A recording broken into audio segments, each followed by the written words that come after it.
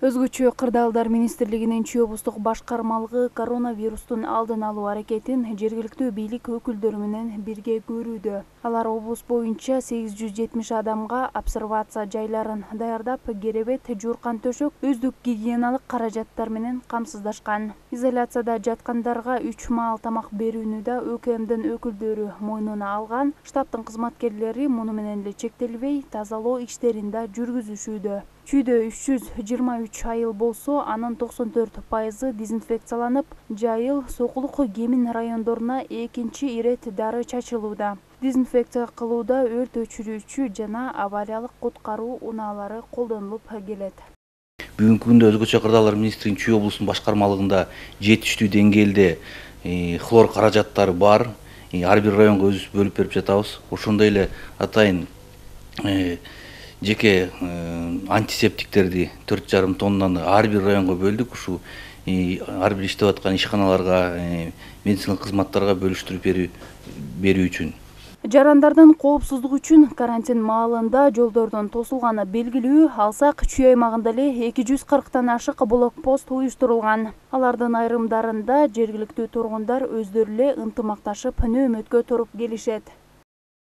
Атай кетсек, ушул посттордун арасынан Сосновка айылында, Жайыл районунда, ошондой эле Кемин району Кызыл Көпүрөдө санитардык карантин посттор уюштурулган өзгөчө Кырдаалдар министрлиги тарабынан.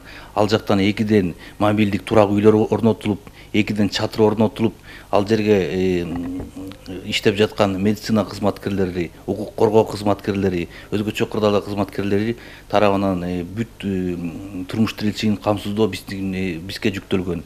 Бүгүнкү күндө ал жакта дагы биздин ысык тамагын берип, дезинфекция иштерин жүргүзүп, ар тараптан камсыз кылып келатабыз. Илдетке чалдыккандар менен түзмө-түз байланышта болуп жаткан медицина кызматкерлеринен кийин эле өзгөчө Кырдаалдар министрлигинин өкүлдөрү, ананда албетте милиция кызматкерлери болуп саналат. Андыктан алардын коопсуздугу 2 эсе артык сакталышы керек. Бул жаатта да тиешелүү чаралар көрүлгөнүн белгилейт Азиз Эгембердиев.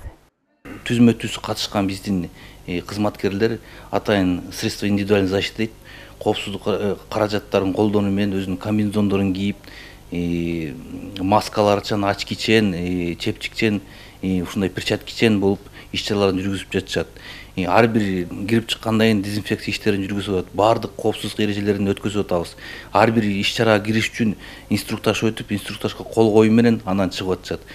Мамлекеттеги жооптуу кызматтар вирус менен күрөшүү иштерин улантып, элден карантин эрежесин толук сактоону өтүнүүдө. Себеби ооруну жуктуруп албоонун натыйжалуу жалгыз жолу ушул экендигин дүйнөлүк практика көрсөтүп турат.